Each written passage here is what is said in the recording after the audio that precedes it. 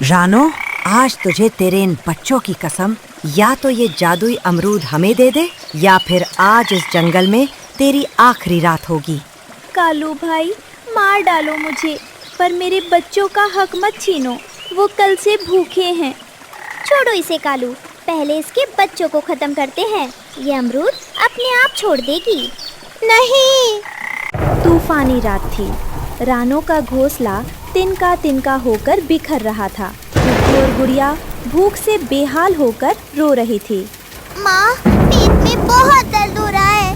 क्या कल भी हमें सिर्फ सूखी घास खानी? तो ये रहे हमारी आज की वीडियो के प्यारे सब्सक्राइबर्स और फॉलोअर्स के नाम: अनुष्का, निशदेव, संगीता, विक्टोरिया, सोबिया इरम, शुमैला अहमद। और जो नहीं चुने गए, चिंता मत करो, अगली बार तुम भी बन सकते हो जंगल के सुपरस्टार। दोस्तों, अगर आप भी चाहते हैं मैं आपका नाम अपनी कहानी में लूं, तो देर किस बात की, जल्दी से कमेंट करके अपना नाम हमें भेजें। नहीं पड़ेगी। माँ देखो, कालू चाचा के घर से कितनी अच्छी खुशबू आ रही है। क्या हम उनसे थोड़ा अनाज मांग लें? नहीं बेटा, कालू के पास दिल नहीं पत्थर है। तुम बस आज की रात हिम्मत रखो। मैंने सुना है कि नील पर्वत की चोटी पर एक अमरूद का पेड़ है जिसका घर सोने जैसा चमकता है। कल मैं वहाँ जाऊँगी। पर माँ, वहाँ जाने वाला कभी लौट कर नहीं आया। एक माँ अपने बच्चों के लिए मौत से भी लड़ सकती है। ये तो बस एक पहाड़ है। बदल के पेड़ पर कालू और गोरी रानू की बातें सुन रहे थे। उनके चेहरे पर शैतानी मुस्कान थी। सुना गोरी, पागल चिड़िया उस जादुई पेड़ की तलाश में जा रही है। अगर उसने वो फल हासिल कर लिया तो वो अमीर हो जाएगी। हम उसे फल लाने देंगे और जैसे ही वो वापसी के रास्ते पर खूनी नाले के पास पहुंचेगी, हम उस पर हमला कर देंगे। फल भी हमारा और घर भी हमारा। और इस बार हम अकेले नहीं होंगे। मैंने उस भूखी बिल्ली छोटू को भी काम पर लगा दिया है। रानो अभी आधी दूर ही पहुंची थी कि अचानक तेज हवाएं चलने लगीं। कालू ने ऊपर से पत्थर गिराने शुरू कर दिए। ये पत्थर कहाँ से आ रहे हैं? कोई है क्या? वापस लौट जा रानो, ये रास्ता मौत का है। कालू भाई, तुम मेरे पीछे क्यों पड़े हो? मेरे बच्चों को जीने दो। तेरी मौत ही मेरा फायदा है। कालू रानो पर झपट्टा मारता है। रानो फुर्ती से एक कटीली झाड़ी में घुस जाती है। उसके पंखों में कांटे चुभ जाते हैं, लेकिन वो रुकती नहीं। रानो पर्वत की सबसे ऊंची चोटी पर पहुंचती है। चारों ओर ठंडी हवाएं चल रही हैं। अचानक कोहरा छटता है और एक विशाल सुनहरी रोशनी वाला अमरूद का पेड़ दिखाई देता है। रानो जैसे ही उसके पास पहुंचती है, पेड़ की टहनियां खुद ब खुद हिलने लगती हैं। ठहर जाओ नन्ही चिड़िया, इस पवित्र पर्वत पर आज तक कोई साधारण पक्षी नहीं पहुंच सका। तुम यहाँ तक कैसे आई? महाराज, मैं एक माँ हूँ। मेरे बच्चे भूख और ठंड से लड़ रहे हैं। मुझे सोना चांदी नहीं चाहिए, बस एक ऐसा जादुई घर चाहिए जहाँ मेरे बच्चों को कोई शिकारी और कोई तूफान छू ना सके। तुम्हारी हिम्मत काबिले तारीफ है रानो, पर इस जादुई अमरूद को हासिल करने के लिए तुम्हें अपनी किसी शक्ति का बलिदान नहीं देना होगा, बल्कि एक ममता का दीपक जलाना होगा। दीपक? पर महाराज, इस बर्फीली हवा में दीपक कैसे जलेगा? यही तुम्हारी परीक्षा है।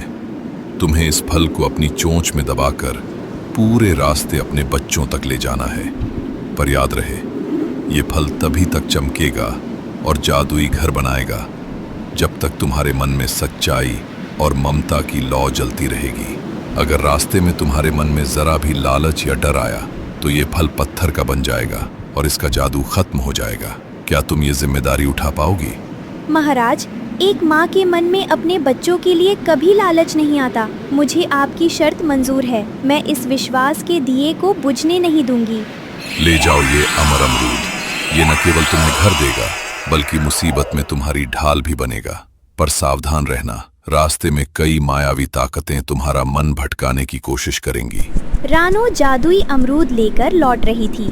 तभी कालू, गोरी और नीचे जमीन पर काली बिल्ली उसे घेर लेते हैं। बस बहुत हुआ लुका छिपी का खेल रानो, वो अमरूद हमें दे दे, वरना आज तेरी चिता हम यही जलेगी।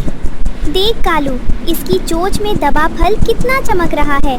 इसे छीन लो, फिर ये चिड़िया खुद ब खुद जमीन पर गिर जाएगी। ये फल मेरे बच्चों की आखिरी उम्मीद है कालू भाई। इसे पाने के लिए मैंने अपनी जान की बाजी लगाई है। तुम इसे कभी नहीं ले पाओगे। कालू अचानक रानो के पीछे से झपट्टा मारता है। रानो हवा में एक तेज यू टर्न लेती है और उनकी पकड़ से भाग जाती हैं। कालू और गोरी को हवा में चकमा देकर रानो तेजी से नीचे की ओर जाती हैं। वह एक पुराने बरगद के पेड़ की नीची टहनी पर सुस्ताने के लिए रुकती है। उसे नहीं पता कि घने पत्तों के पीछे दो चमकती हुई पीली आंखें उसे ही ताक रही हैं। म्याऊ। थक गई हो ना नन्ही चिड़िया? इतना सुंदर और चमकता फल लेकर कहाँ जा रही हो? लाओ, मुझे दे दो, मैं इसे संभाल कर रखूंगी। छोटू बिल्ली, तुम यहाँ क्या कर रही हो? रास्ता छोड़ो मेरा, मुझे अपने बच्चों के पास जाना है। अरे डरो मत, कालू तो बहुत बुरा है, पर मैं तो तुम्हारी दोस्त हूँ। देखो, तुम्हारे पंख से खून बह रहा है, तुम उड़ नहीं पाओगी। जमीन पर आ जाओ, मैं तुम्हें तुम्हारे घर तक पहुँचा दूंगी। बिल्ली धीरे धीरे पेड़ पर चढ़ जाती है। अब बिल्ली उसके बहुत करीब पहुँच चुकी थी। झूठ, तुम दोस्त नहीं, तुम तो घात लगाए बैठी शिकारी हो। अगर तुमने मुझे छूने की कोशिश की तो ये जादुई फल तुम्हें पत्थर बना देगा। पत्थर? चिड़िया रानी, कहानियाँ सुनाना बंद करो। वो फल मुझे दे दो, वरना आज तुम्हारे बच्चे अपनी माँ का इंतजार ही करते रह जाएंगे। बिल्ली अचानक झपट्टा मारती है। रानो अपनी पूरी ताकत लगाकर ऊपर की ओर उड़ती है।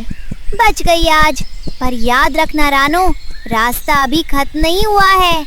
रानो घोंसले पहुंचकर फल को जमीन पर गाड़ देती है। अचानक वहां एक सुंदर अमरूद के आकार का महलनुमा घर बन जाता है। मेरे बच्चों, पेड़ के देवता ने कहा था कि जब तक मैं इस घर की दहलीज के अंदर हूँ हमें कोई नहीं छू सकता, लेकिन अगर मैं बाहर निकली तो ये जादुई घर मिट्टी में मिल जाएगा। माँ, हमें कहीं नहीं जाना, हम आपके साथ यहाँ खुश हैं। कालू और गोरी बाहर खड़े होकर घर को देख रहे हैं। गोरी, ये चिड़िया तो अंदर छिप गई है, हमें इसे बाहर निकालना होगा। जब तक ये बाहर नहीं आएगी ये घर हमारा नहीं होगा। एक माँ को बाहर निकालने का एक ही तरीका है, उसके बच्चों को मुसीबत में डालना। कालू एक मीठा फल जादुई दीवार के पास रखता है। कुकू और गुड़िया खिड़की से उसे देखते हैं। रानो सो रही थी। नन्हे बच्चों, देखो मैं तुम्हारे लिए क्या लाया हूँ। ये जादुई अंगूर है, बस एक कदम बाहर आओ और इसे ले लो। गुड़िया, देखो कितना रसीला फल है। माँ सो रही है, चलो जल्दी से ले आते हैं। जैसे ही गुड़िया फल लेने के लिए जादुई दीवार से एक पैर बाहर निकालती है, कालू झपट्टा मारकर उसका पैर पकड़ लेता है।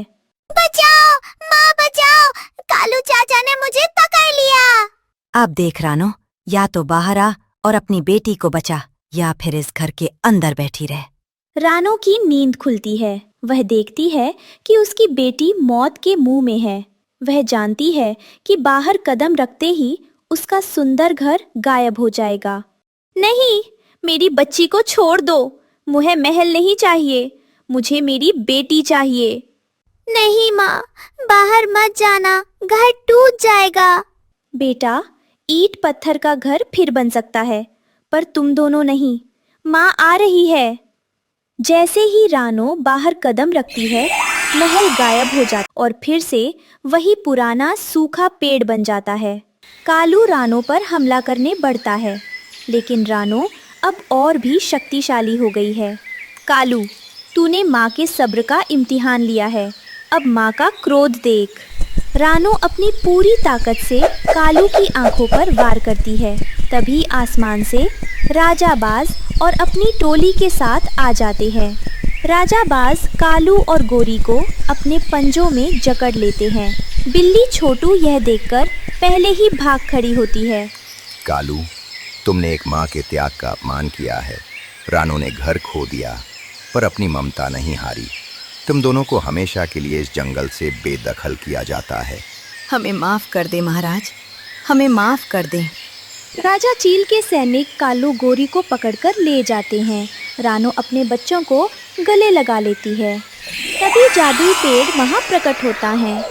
धन्य हो रानो, तुमने साबित कर दिया कि एक माँ के लिए घर से बढ़कर उसके बच्चे हैं। तुम्हारी इस परीक्षा से खुश होकर मैं तुम्हें ये घर हमेशा के लिए देता हूँ और अब कोई शर्त नहीं होगी। तुम आसमान में उड़ भी सकोगी और सुरक्षित भी रहोगी। सूखा पेड़ फिर से एक अमर और सुंदर घर में बदल जाता है। इस बार घर पहले से भी ज्यादा चमकदार है। सच्चा घर ईंटों से नहीं, प्यार और त्याग से बनता है। रानो, कुकू और गुड़िया खुशी खुशी रहने लगते हैं। जंगल में फिर से चहचहाहट लौट आती है। इस कहानी से हमें सीख मिलती है कि निस्वार्थ प्रेम और बलिदान से बड़ी कोई शक्ति नहीं है। जो दूसरों का बुरा सोचते हैं वे अंत में अपना सब कुछ खो देते हैं।